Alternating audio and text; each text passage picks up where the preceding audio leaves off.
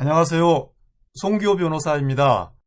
지난 1월 8일 법원이 일본군 위안부 피해자 할머니에 대해서 일본 정부가 손해배상하라는 판결을 냈습니다. 판결문이 42쪽이나 되는데 일본 정부는 완전히 무시하고 있죠. 아예 이 소송에 응하지도 않았습니다. 그리고 이 판결에 대해서 국제법 위반이니 항소조차 하지 않겠다, 이런 무시하는 태도를 보이고 있습니다. 이 42쪽 판결문을 읽고 그 의미를 같이 나누는 첫 라이브 방송을 시작합니다. 오늘 우리가 보려고 하는 이 판결은 2013년에 위안부 피해자 할머니와 유족 12분이 제기해서 판결이 나온 겁니다. 지난 약 8년간 사건은 김광원 변호사께서 진행을 하셨습니다.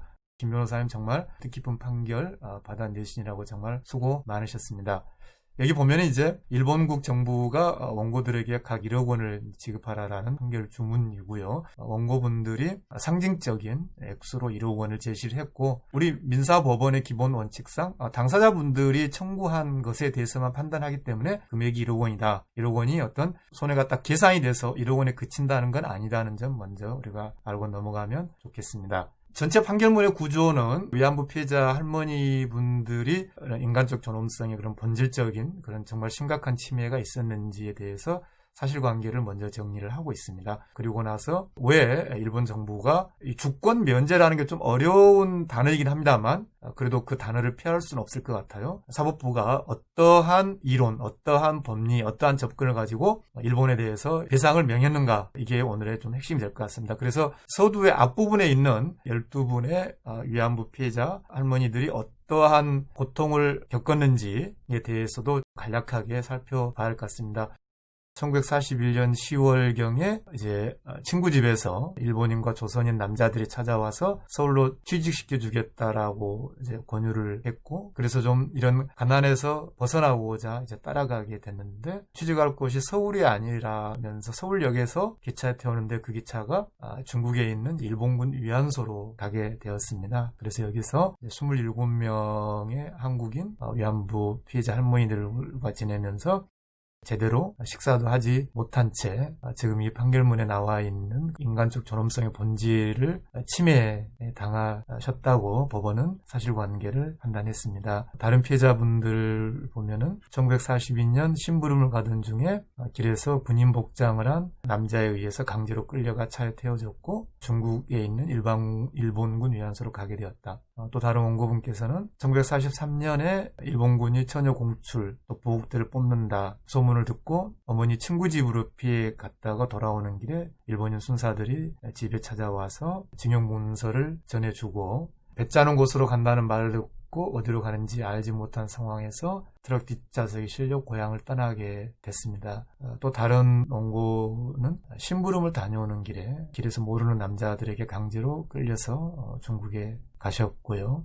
그리고 이제 일본이 패망한 후에 위안부 할머니들을 위안소에 그대로 두고 퇴각을 했고, 위안부 피해자 할머니분들이 국내에 바로 귀국하지 못하고, 그리고 혼인을 하지 못하거나 혼인을 하더라도 원만한 혼인 생활을 영위하지 못했다는 사실도 법원은 판결에서 기록하고 있습니다. 특히 이제 고향에 돌아온 경우에도 부모나 가족들이 이들을 부끄럽게 여겨서 사회생활을 제대로 하지 못했다. 육체적으로는 위안소에서 당한 상해나 질병, 그런 후유증을 겪어서 건강을 해쳤고, 또 육체적 고통 외에도 정신적으로 심각한 고통을 겪었으며, 또 정상적 범죄 사회생활에 적응하지 못했고 제대로 된 직업을 갖지 못하고 빈곤하게 생활했다, 이렇게 판단했습니다.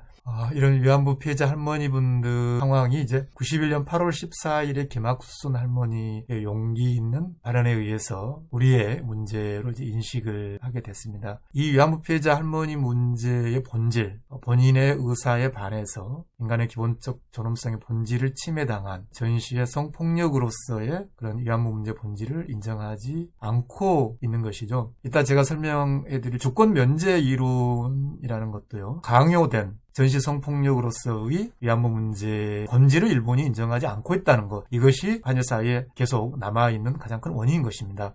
용기 있는 고발 후에 이제 우리 정부가 93년 6월 11일 일제와 일본군 위안부에 대한 생활안정지원법을 만들어서 생활안정지원금을 지급을 했죠. 그렇기 때문에 우리는 아무것도 안 하고 뭐 일본에게 무슨 뭐 돈을 달라고 한다 이런 식으로 이야기하는 분들이 있는데 그건 전혀 그렇지 않습니다.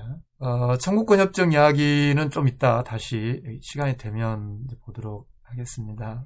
네, 국가 면제 문제를 중점적으로 보겠습니다. 이 국가 면제, 주권 면제라고 하는 것은 하나의 어떤 국제 관습법입니다. 법원에서 지금 판결에서도 나와 있지만, 그러니까 국가로서의 행위, 그 주권적 행위라고 합니다만, 그런 주권적 행위와 관련해서 외국 재판권에 강제되지 않는다. 다시 말해서 한 나라가 국제법상 국가로서의 법적 지위를 갖고 있는 한 나라가 자신의 국가 작용에 대해서 외국 법원의 판결의 대상이 되지 않는다. 어떤 정상적인 국가 작용, 국가 행위에 있어서는 당연한 이야기죠.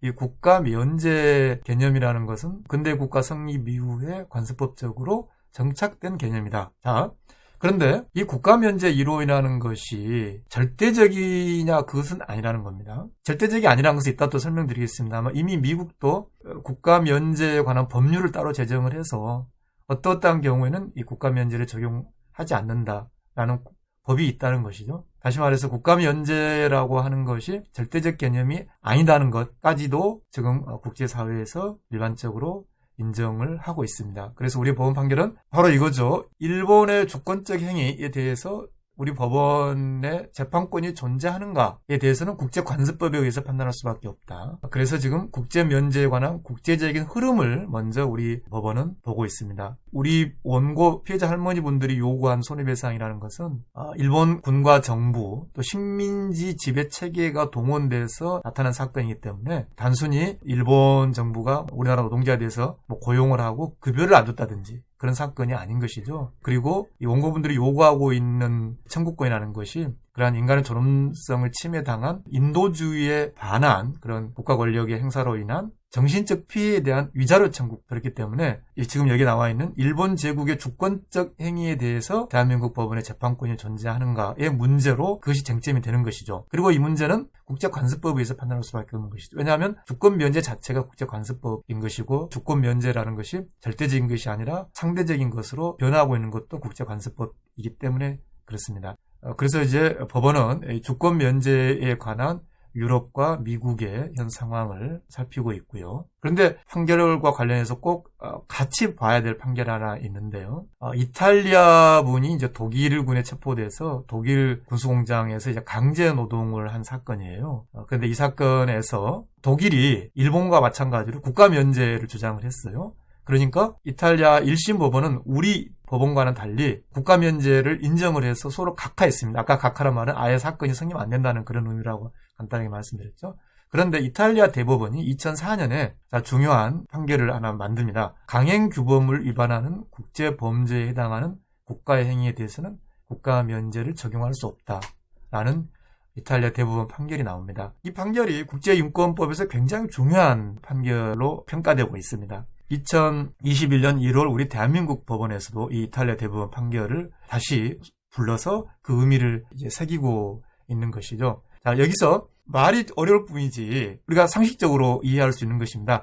강행규범을 위반하는 국제범죄. 여기서 강행규범이라는 것은 어떤 절대법이라는 개념, 그러니까 이를테면 고문을 해서는 안 된다. 전시 성폭력이 있어서는 안 된다. 인종학살을 해서는 안 된다. 어떠한 경우에도 즉 절대적으로 국가에 의한 인권 침해, 그게 허용돼서는 안 되는 그런 심각한 인도주의에 반하는 중대한 국제인권 침해에 대해서는 국가가 책임을 져야 된다. 어떤 절대적 법 원칙을 강행규범이라고 합니다. 우리 지방법원의 판결도 이 원칙에 서 있습니다. 이탈리아 대법원의 판결에 대해서 독일이 국제사법재판소에 제소를 합니다. 이 국제사법재판소 이 판결도 우리가 알아둬야 될 판결입니다. 지금 일본은 이 국제사법재판소의 판결을 들어서 한국의 지방법원 판결이 이 국제사법재판소 취지에 맞지 않다라고 주장을 하고 있는데요. 그러나 이 국제 사법재판소의 판결이 전시 성폭력 이 판결에 그대로 적용되는 것은 아닙니다. 그리고 이 국제사법재판소의 판결 후에 다시 이탈리아 헌법재판소가 국가면제국제관습법이 인간의 존엄과 같이 사법의 접근권을 근간으로 하는 이탈리아 헌법질서의 기본적 가치를 침해한 것이다. 이런 것을 종합적으로 판단을 해서 1심 법원은 이렇게 보고 있습니다. 국가면제국제관습법에 의하더라도 이 국제관습법이 국가의 모든 행위에 대하여 재판권이 면제된다는 것은 아니다. 일정한 경우에는 그 예외가 인정이 돼야 된다. 그리고 우리가 처음에 보았던 것처럼 일본 제국에 의해서 조직적으로 광범위하게 자행된 반인도적 범죄 행위, 이것은 국제강연규범을 위반한 것이고, 그러므로 이것이 국가의 주권적 행위나 하더라도 국가 면제를 적용할 수 없다. 그래서 우리 법원이 판결을 갖는다. 이렇게 본 것이죠. 특별히 우리 법원은 1948년 유엔 총회에서 세계 인권 선언에서 모든 사람이 헌법과 법률이 보장하는 기본권을 침해당했을 때 해당 국가 법원에 의해서 효과적으로 구제받을 권리가 있다라고 하는 국제 인권 선언을 이번 판결에 중대한 논거로 삼았습니다. 그리고 국제 위법 행위에 대한 국가 책임 협약 초안에서 나오는 침략의 금지, 노예제, 어떤 집단 학살 금지, 인종차별, 고문 금지, 이러한 것들을 강행규범으로 보면서 이번 전시 성폭력에서의 일본의 책임을 우리 법원이 인정을 한 거죠.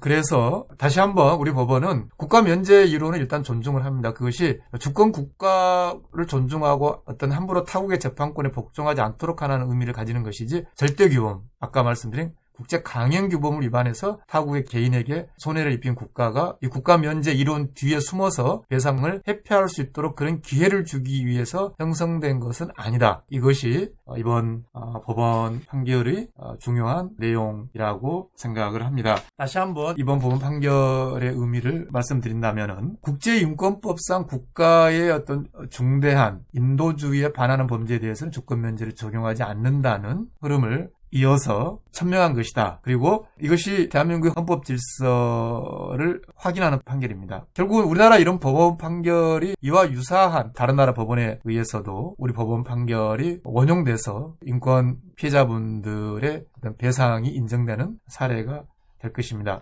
지금 이제 일본의 주장은 청구권 128 박근혜 정부 시기의 한일 공동 발표에 의해서 피해자 할머니에 대해 청구권이 소멸했다라는 주장을 일본이 여러 차례 국제사회에서 하고 있습니다. 여기에 대해서 우리 법원은 이 청구권 협정에서 일본이 식민지 지위 불법성을 인정하지 않았고, 그리고 위안부 피해자들에 대한 법적 책임을 원천적으로 부인했다. 그리고 2015년 128 합의에서도 보면은 이 합의의 적용 대상이 아니다라고 본 것이죠. 법원이 그렇게 봤던 이유는 1228 이 공동 발표라는 게 저는 합의라고도 부르지 않습니다만 법원은 즉 국제법적으로 의미 있는 조약이 아니라 정치적 합의이다. 어떤 법적 권리 의무를 창설하는 내용이 있지 않다. 그리고 피해자분들의 손해배상 청구권 행사 여부에 대해서 당시 박근혜 정부에 유탁한 바가 없다. 따라서 피해자분들의 어떤 위임이라든지 법률의 규정이 없이 개인의 권리를 국가 처분할 수 없다는 그런 기본 원칙에 비추어서 우리 피해자분들의 손해배상 청구권이 박근혜 정부 시기의 한일 공동 발표와 같이 최종적 불가역적으로 해결됐다고 단정할 수 없다 판단하고 있습니다. 그래서 이번 법원 판결의 또 하나의 의미는 박근혜 정부 시기의 128 위안부 피해 할머니분들에 대한 이른바 한일 공동 발표가 피해자분들의 청구권을 소멸시키지 않았다는 것에 대한 우리 법원의 명시적인 판결이라는 의미가 있습니다. 앞으로 절차가 어떻게 될까요? 일본은 아예 처음부터 이 재판에 참여하지 않았고 이 판결이 나오자마자 주권 면제 국제법에 반한 그렇게 이야기하고 있습니다. 그래서 따라서 항소하지도 않을 것입니다. 법원이 1월 8일 날 선고하고 공시 송달로 판결문을 송달을 했기 때문에 2주가 지난 23일 0시가 되면 우리나라 법원 판결은 확정이 될 것입니다. 따라서 피해자와 그 유족분들이 우리나라에 있는 일본 정부 재산에 대해서 13일 0시 이후에는 압류하기 위한 어떤 집행 절차가 진행될 것으로 생각합니다. 같은 날 일본 관방장관이 발표하는 걸 보면 아까 말씀드린 대로 이미 청구권 협정에 다 소멸됐다 국가면제 이야기를 하고 있는 것인데요. 결국은 가장 중요한 것은 위안부 피해자 할머니분들의 이 판결문이 우리에게 무엇이냐는 거죠. 우리 사회가 이 위안부 피해자 할머니분들의 인권, 권리를 실현할 수 없다면 어떤 분들의 인권을 실현시켜 줄 수 있을 것이냐. 그 문제를 정말 중요하게 생각을 합니다. 나아가서 이것이 단지 한국과 일본만의 그런 문제가 아니라 힘 있는 나라들에 의해서 약한 나라의 국민, 그 시민들이 당할 수 있는 중대한 인권 침해에 대해서 피해를 본 시민들, 약소국의 시민들의 손에 주어지는 중요한 법치주의 무기라고 생각을 합니다. 그래, 너 강대국이라고 해서 주권 면제로 해서 우리나라 법원 관할에서 빠져나갈 수 있다. 그것이 아니라 약소국의 국민들이 강대국에 의해서 인도주의에 반한 그런 인권 침해를 당했을 때 자국의 법원을 통해서 그 인권 침해에 대한 국제법적인 배상을 받아낼 수 있는 세계사적 의미를 판결이 가지고 있다고 생각합니다. 마치 무슨 법원이 문제가 돼서 자꾸 한일 관계에 어떤 문제가 생기는 것처럼 그렇게 접근해서는 안 되는 거죠. 그것은 일본이 애초에 이 문제의 시작부터 지금까지 문제 본질을 인정하지 않기 때문에 그런 거죠. 아베가 뭐라고 했습니까? 아베가 주도한 일본 교과서 모임에서는 위안부 피해자분들이 자기의 의사에 의해서 자신이 속한 집안의 어떤 경제적 문제를 해결하기 위해서 강제 연행, 강제성이라고 하는 전시성 폭력이라고 하는 위안부 피해자 문제의 본질을 일본이 부인하는 것이 한일 관계가 갈등이 생기는 그 원인인 것이죠. 법원 판결이 한일 사이의 갈등을 낳는다? 그것은 위안부 피해자 할머니분들의 인권을 유린한 자들, 그 자들의 관점에 서 있는 견해라고 생각을 합니다. 이 판결은 확정될 겁니다. 그렇지만 현재 지금 아직 중요한 판결이 하나 우리 대법원에서 하나 남아있죠. 뭐냐면 최종적 불가역적이라고 박근혜 정부 시기에 한일 위안부 피해자 할머니 다 해결됐다라고 할 때 그 마지막 일본이 이야기하는 그 마지막 최종적 불가역적 해결 순간에 일본이 과연 위안부 피해자 할머니 문제의 본질을 인정했는가? 즉 전시 성폭력으로서의 위안부 문제라는 것을 일본이 그런 객관적 사실을 인정했는지에 대한 협상 문서를 공개하라는 소송이 아직 남아 있습니다. 제가 그것을 제기를 하고 진행을 하고 있는데요. 1심에서는 그 협상 과정에서 일본이 위안부 문제 본질을 인정했는지에 대한 문서를 공개하라고 했습니다. 근데 2심에서는 외교관계라는 이유로 해서 공개하지 말라고 했고요. 지금 대법원에 가 있습니다. 이 판결이 단지 한국과 일본 사이의 문제가 아니라 그 누구도 약소국의 국민이라는 이유로